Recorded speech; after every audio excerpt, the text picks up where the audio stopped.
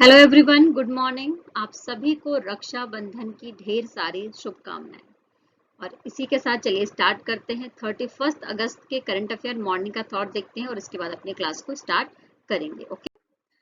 महात्मा गांधी जी का कथन था कि बाघ को बनाने के लिए ईश्वर को दोष न दे, बल्कि उसे पंख न देने के लिए धन्यवाद दे। इस सिचुएशन से हमें महात्मा गांधी जी क्या समझाना चाहते हैं? वो ये कहना चाह रहे हैं कि परिस्थितियां कैसी भी हों, कितनी भी नेगेटिव नकारात्मक परिस्थितियां आपकी तरफ से चल रही हों, लेकिन उसमें पॉजिटिविटी ढूंढना, उसमें सकारात्मकता ढूंढना ही आपका काम है। अगर आपने पॉजिटिविटी ढूंढ ली तो आपको जो है एक मोटिव मिल जाएगा उस काम को करने के लिए, आगे बढ़ने के लिए और अपने विचार को चेंज करने के लिए। ओके, तो इसी विचारधारा के साथ में चलिए स्टार्ट करते हैं आज की अपनी क्लास को।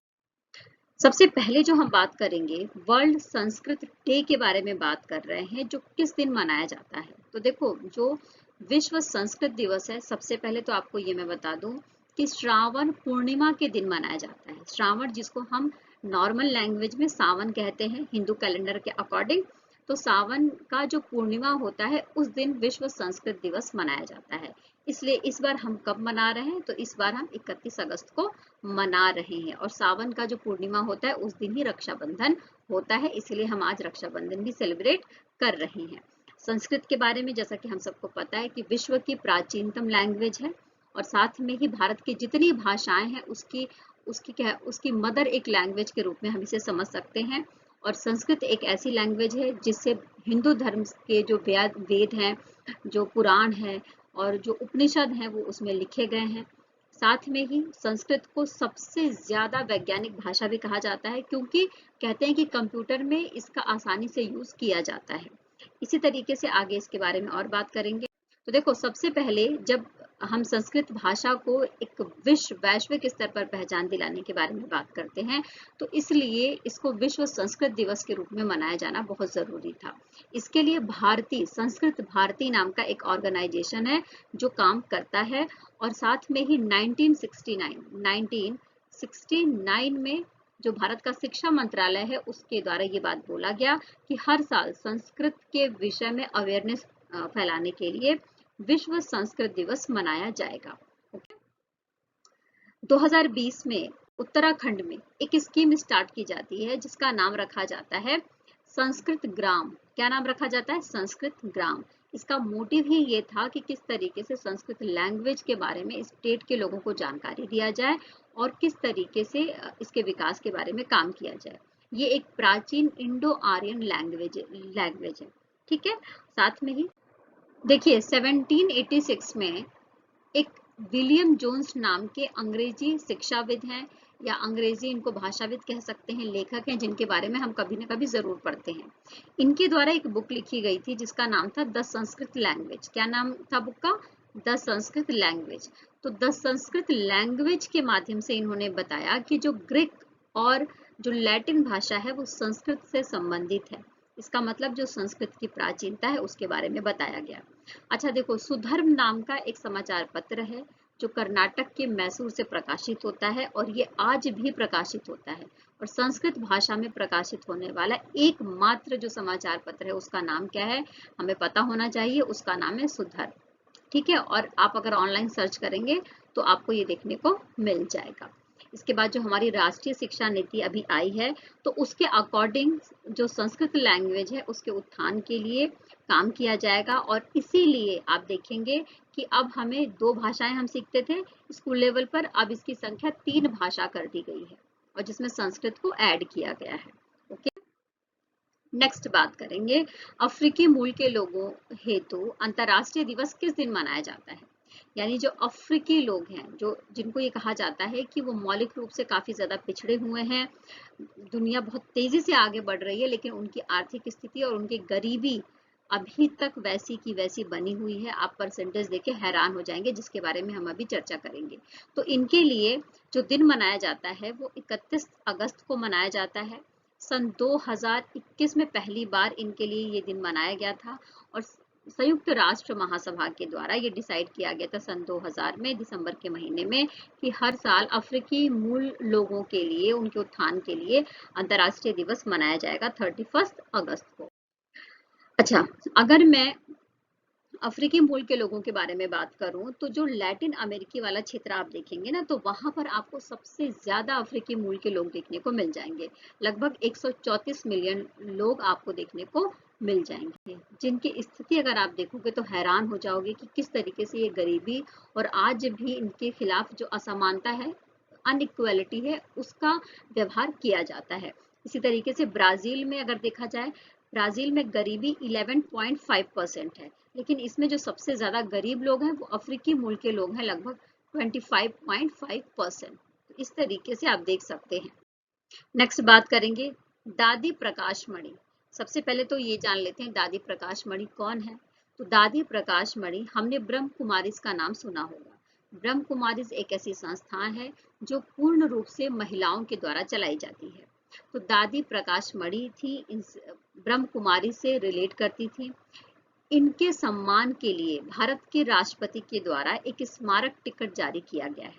कब जारी किया गया था? तो 25 अगस्त को जारी किया गया था और इनकी पुण्यतिथि मनाई जा रही थी 16वीं। तो 16वीं पुण्यतिथि के दौरान ही उनको याद करते हुए राष्ट्रपति भवन में 25 अगस्त को दादी प्रकाश मणि के सम्मान में एक स्मारक टिकट जारी किया जाता है। ओके, अच्छा, जो दादी प्रकाश मणि थी, ये आध्यात्मिक विश्वविद्यालय की दूसरी प्रशासिका थी, यानी कि जो ये आध्यात्मिक और ईश्वरीय विश्वविद्यालय है जिसको हम ब्रह्म कुमारीज कहते हैं, इसकी दूसरी मुख्य प्रशासिका के रूप में, एक एडमिनिस्ट्रेटिव के रूप में हम जानते हैं। ओके, जिनके सम्मान में ऐसा काम किया गया भारत की राष्ट्रपति के द्वारा। देखिए, माई स्टैम्प क्या है? माई स्टैम्प एक डाक टिकट है जिसको प्रकाशित किया गया है, जिसको स्टार्ट किया गया है किसके द्वारा? तो मिनिस्ट्री ऑफ कम्युनिकेशन या संचार मंत्रालय के द्वारा। एक तरीके से ये व्यक्तिकृत डाक टिकट है, यानी कि आम जनता को जो डाक सेवाएं हैं उससे रिलेट करने के लिए इसको स्टार्ट किया गया है। इसको पहली बार प्रदर्शित कब किया गया था? जब इंडिपेक्स 2011 का प्रदर्शनी चल रहा था विश्व स्तर पर, तब इसको पहली बार प्रदर्शित किया गया था। इसमें आप देखेंगे तो विरासत के रूप में जो हमारी सांस्कृतिक विरासत है, वन्य जीव है, पक्षी हैं, इन सब के चित्र इस पर आपको देखने को मिल जाएंगे। देखिए, बात करेंगे FIDC के अध्यक्ष के रूप में नॉमिनेट किया गया है उमेश रेवनकर को। उमेश रेवनकर अभी प्रेजेंट टाइम में श्रीराम फाइनेंस लिमिटेड के उपाध्यक्ष के रूप में काम कर रहे हैं। और FIDC के बारे में बात करें तो ये एक नॉन फाइनेंशियल वित्तीय सुविधाएं प्रदान करने वाली कंपनी है। इसका हेडक्वार्टर आपको मुंबई में देखने को मिलेगा। और उमेश रेवनकर का जो कार्यकाल है वो 23 अगस्त 2023 से स्टार्ट कर दिया गया है। तो आई होप कि आपने देखो, फिटिक यानी फाइनेंस इंडस्ट्री डेवलपमेंट काउंसिल, इसकी स्थापना 2004 में करी गई थी। इसको भारतीय रिजर्व बैंक के द्वारा रजिस्टर्ड किया गया है और भारतीय रिजर्व बैंक और भारत सरकार दोनों के द्वारा मान्यता प्राप्त है। गैर बैंकिंग वित्तीय कंपनी के रूप में काम करती है। मुख्यालय इसका मुंबई में है और इसके जो डायरेक्टर जनरल हैं वो महेश ठक्कर है। ओके, आइए नेक्स्ट बात करते हैं। नागरिक उड्डयन या सिविल एविएशन के मैटर को लेकर भारत और न्यूजीलैंड के बीच में समझौता हुआ है नई दिल्ली में, और दोनों देशों के बीच में समझौता किया गया है। इस समय दोनों देशों के जो सिविल एविएशन से रिलेटेड जो मिनिस्टर हैं वो उपस्थित थे। आप स्क्रीन पर देख सकते हैं ज्योतिरादित्य सिंधिया जो नागरिक उड्डयन मंत्री हैं भारत सरकार की तरफ से, और ये इनका नाम है डेमियन ओ कॉनर, ये न्यूजीलैंड से रिलेट करते हैं। देखिए, जो ये हस्ताक्षर किया गया है MOU पर, इसके माध्यम से यातायात की सुविधाओं में सुधार होगा और उड़ान से संबंधित जो नियम कानून है वो उन दोनों देशों के बीच में एक विकासात्मक तरीके से आगे बढ़ाने की कोशिश करी जाएगी। ओके, देखिए, इस समझौते के माध्यम से भारत के 6 शहर दिल्ली, मुंबई, चेन्नई, हैदराबाद, कोलकाता और बेंगलुरु, इससे कनेक्टिविटी न्यूजीलैंड की बहुत ज्यादा बढ़ जाएगी। और न्यूजीलैंड के जो शहर हैं जैसे ऑकलैंड, वेलिंगटन और क्राइस्टचर्च, इससे जो कनेक्टिविटी है वो भारत की तरफ से बढ़ेगी। Okay, clear? देखो, एशियाई गेम में कितने खिलाड़ी पार्टिसिपेट करेंगे इसकी संख्या बताई गई है भारत सरकार के द्वारा, और ये संख्या कितनी है? तो 634 है। इसके पहले एशियाई गेम्स जब 2018 में हुए थे तो भारत की तरफ से 572 जो खिलाड़ी हैं उन्होंने पार्टिसिपेट किया था और भारत ने कुल 16 गोल्ड मेडल जीता था, साथ में ही कुल 70 मेडल भारत के द्वारा जीता गया था। ओके, देखिए प्रश्न है कि 2023 में पहले कर्नाटक सांस्कृतिक उत्सव की मेजबानी किसके द्वारा करी गई? तो याद रख लेना, श्रीलंका के द्वारा करी गई है। पहला कर्नाटक सांस्कृतिक उत्सव है और श्रीलंका का नाम जरूर याद रख लेना, एग्जाम के पॉइंट ऑफ व्यू से बहुत इंपॉर्टेंट ये हो जाता है।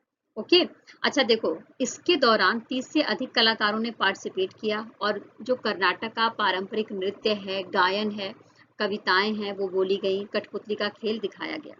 भारतीय अंतर्राष्ट्रीय सांस्कृतिक परिषद, स्वामी विवेकानंद सांस्कृतिक केंद्र और ME ग्लोबल पीस फाउंडेशन के सहयोग से ये कार्यक्रम आयोजित किया गया है कर्नाटका में। ओके, नेक्स्ट बात कर लेते हैं कर्नाटका के बारे में। अगर कर्नाटका का मैप आप देखना चाहते हो तो देख सकते हो कि भारत के दक्षिणी हिस्से में, दक्षिणी पश्चिमी हिस्से में कर्नाटका आपको देखने को मिल जाएगा। ओके, यहाँ के मुख्यमंत्री सिद्धारमैया है, राज्यपाल थावर चंद्र गहलोत हैं। यहाँ पर कन्नड़ लैंग्वेज बोली जाती है और इसका आधिकारिक नृत्य यक्षगान है। यक्षगान कर्नाटका से रिलेट करता है और एग्जाम में कई बार पूछा गया है, इसको जरूर आप याद रख लीजिएगा। नेक्स्ट बात करेंगे श्रीलंका के बारे में। भारत के मैप से सटा हुआ श्रीलंका आपको हमेशा देखने को मिल जाएगा, जो पाक जलडमरू मध्य से जुड़ा हुआ है भारत से। इसकी राजधानी श्री जयवर्धने पुरा कोट्टे है, राष्ट्रपति रानिल विक्रमसिंघे हैं, प्रधानमंत्री दिनेश गुणवर्धने हैं और यहाँ पर जो लैंग्वेज बोली जाती है वो सिंघली लैंग्वेज यहाँ की राजभाषा है। ओके, देखिए एसबीआई के बारे में बात करेंगे। एसबीआई ने प्रौद्योगिकी के माध्यम से अपने ग्राहकों के लिए सुविधा बढ़ाने का उद्देश्य से कुछ प्रस्तुत किया है। वो क्या स्कीम लेकर आई है एसबीआई, यानी कि टेक्निकली अपने ग्राहकों को बैंक से रिलेटेड सुविधाएं प्रोवाइड कराने के लिए एक सेवा लेकर आई है आरबीआई, जिसका नाम रखा गया है CSP। क्या नाम रखा गया है? CSP, ग्राहक सेवा बिंदु। Okay, customer service point.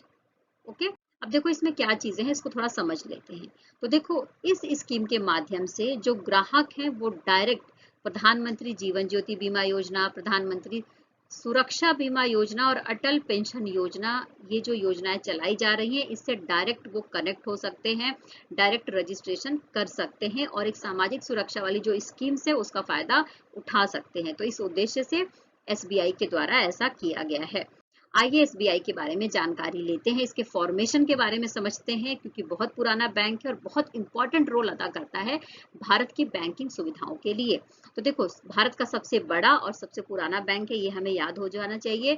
और सबसे पहले बैंक ऑफ कैलकटा के रूप में इसको स्थापित किया गया था 1806 में और इसका बाद में नाम बदला गया और इसका नाम रखा गया इंपीरियल बैंक ऑफ इंडिया। तो देखो, एग्जाम में कभी कभी पूछा जाता है कि स्टेट बैंक का पुराना नाम क्या है, तो imperial bank of India. Okay, इसके बाद 1955 में जब बैंकों का राष्ट्रीयकरण किया जा रहा था, उसी के दौरान इसका नाम बदला जाता है और भारतीय स्टेट बैंक कर दिया जाता है। और ये जो बैंक है ये आपको हर तरीके की सुविधाएं प्रोवाइड करवाता है और भारत का सबसे ज्यादा विश्वसनीय बैंक अगर कहें तो वो भारतीय स्टेट बैंक है। ओके, भारतीय स्टेट बैंक के बारे में और जानकारी ले लेते हैं कि इसके द्वारा कौन कौन सी स्कीम लाई गई और इसको कौन कौन से अवार्ड दिए गए हैं। थोड़ी सी जानकारी ले लेते हैं, जो बच्चे बैंक की तैयारी कर रहे हैं उनके लिए बहुत इंपॉर्टेंट हो जाएगा।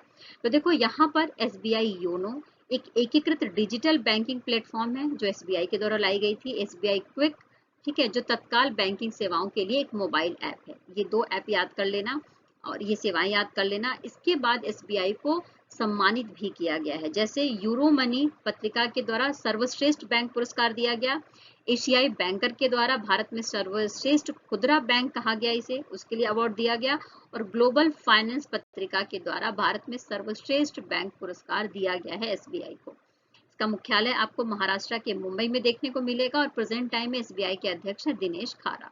ओके, भौगोलिक संकेत यानी जीआई टैग प्राप्त भद्रवाह राजमा और रामबन सुलाई शहद किस राज्य से संबंधित है? तो ये संबंधित है केंद्र शासित प्रदेश जम्मू और कश्मीर से, जिसको हमें याद रखना है। ठीक है, नाम याद रख लेना, भद्रवाह राजमा और रामबन सुलाई शहद। इसके लिए रजिस्ट्रेशन कर दिया गया है जम्मू कश्मीर का जो कृषि और किसान कल्याण विभाग है उसके द्वारा। इसका मोटिव ही ये है कि किस तरीके से शहद और राजमा इन दोनों की जो उत्पादकता है उसको बढ़ाया जाए और एक ग्लोबली इनको पहचान मिले, और इनकी पहचान के साथ साथ में जम्मू कश्मीर को भी पहचान मिले।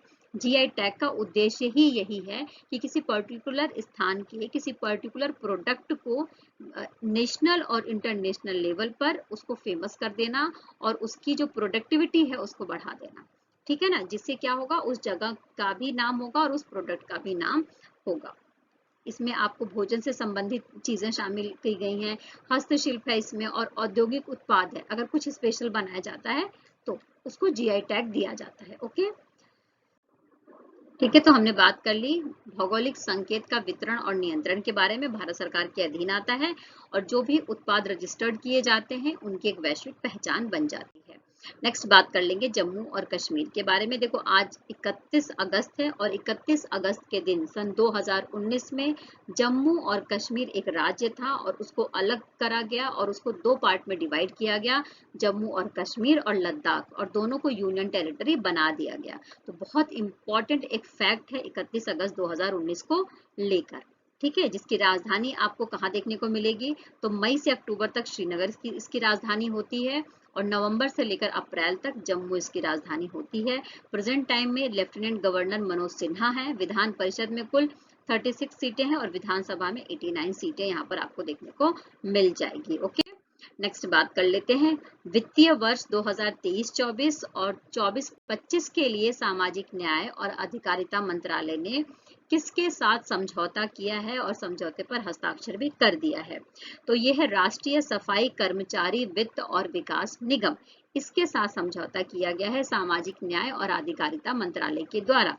अच्छा देखो, जो ये समझौता किया गया है तो निश्चित सी बात है कि जो राष्ट्रीय स्तर पर सफाई कर्मचारी हैं उनको फाइनेंशियली हेल्प करने के लिए, सामाजिक सुरक्षा और आर्थिक सुरक्षा देने के लिए, और जो विकास की परियोजनाएं चलाई जा रही हैं उन तक सही तरीके से पहुंचे, इस बात को ध्यान में रखते हुए ही ये काम किया गया है। ओके, अगर हम बात करें राष्ट्रीय सफाई कर्मचारी वित्त और विकास निगम के बारे में, तो इसकी स्थापना करी गई थी 1997 में 24 जनवरी को, जिसका मोटिव ही ये था कि जो सफाई कर्मचारी हैं या इस तरीके का काम करते हैं उनके सामाजिक और आर्थिक सुरक्षा का विशेष ध्यान दिया जाए और जो भी योजनाएं बनाई जाती हैं वो उन तक पहुंचाई जाए, और जिसको जो हमारे देश का जो सामाजिक न्याय और अधिकारिता मंत्रालय है उसके तहत काम करता है।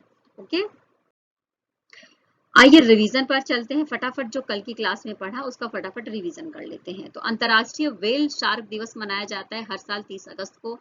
और भारत के बारे में बात करें तो भारत का जो गुजरात का तट है वहां पर आपको देखने को मिल जाएंगी इनकी संख्या, और लक्षद्वीप का जो तट है जहां लक्षद्वीप के समुद्र में आपको व्हेल और शार्क देखने को मिल जाएंगी।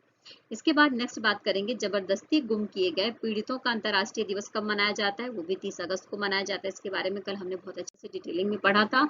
राष्ट्रीय लघु उद्योग दिवस किस दिन मनाया जाता है, तो 30 अगस्त को मनाया जाता है। ओके, ओणम सांस्कृतिक उत्सव चल रहा है, उसका 10वां दिन सबसे महत्वपूर्ण होता है। उसके 10वें दिन को हम क्या कहते हैं, तो थिरु ओणम कहते हैं, और पहले दिन को क्या कहते हैं, अथम कहते हैं। और मलयालम कैलेंडर के अकॉर्डिंग जो चिंगम का महीना होता है उसमें इसे मनाया जाता है, जो अगस्त और सितंबर में आता है। इथेनॉल से चलने वाली विश्व की पहली कार का अनावरण किया गया था नई दिल्ली में नितिन गडकरी जी के द्वारा, जिसके बारे में हमने बात करा था। और भारत के द्वारा ये टारगेट रखा गया है कि 2025 तक जो ईंधन है, पेट्रोल है, उसमें 20% की मात्रा मिला दी जाएगी इथेनॉल की। ओके, साहित्य अकादमी पुरस्कार जीतने वाले पहले अंग्रेजी भाषा के लेखक का नाम क्या है, तो जयंत महापात्रा। न्यूज ये थी कि इनका निधन हो गया था 95 वर्ष की उम्र में, और इनका एक उपन्यास था जो लिखा गया था, नाम था रिलेशनशिप्स। तो इस उपन्यास के लिए ही 1981 1981 में इनको साहित्य अकादमी पुरस्कार दिया गया था। ओके, तो इस सेशन में इतना ही दोस्तों। आई होप कि सेशन के सारे क्वेश्चन आपको बहुत अच्छे से समझ में आए होंगे। आपका कोई सुझाव हो, कोई डिमांड हो तो जरूर आप कमेंट बॉक्स में लिखिए। चैनल पर बने रहिए, लाइक करते रहिए, शेयर करते रहिए, और अगर आप नए हैं तो सब्सक्राइब करके बेल आइकन जरूर प्रेस कर लीजिए। आपके लाइक करने से हौसला मिलता है, काम करने की हिम्मत आती है। तो फिर कल मिलेंगे। Take care, bye bye. और सारा जो कंटेंट है पीडीएफ के फॉर्म में टेलीग्राम के लिंक पर उपस्थित है, उपलब्ध है, वहां पर जाकर आप पढ़ सकते हैं, देख सकते हैं, इंग्लिश और हिंदी बोथ लैंग्वेजेस में। तो फिर कल मिलेंगे। Take care, bye bye. खूब खुश रहिए और खूब मेहनत करते रहिए, सकारात्मक रहिए और जीवन में आगे बढ़ते रहिए। और फिर से आप सबको हैप्पी रक्षाबंधन। Bye bye.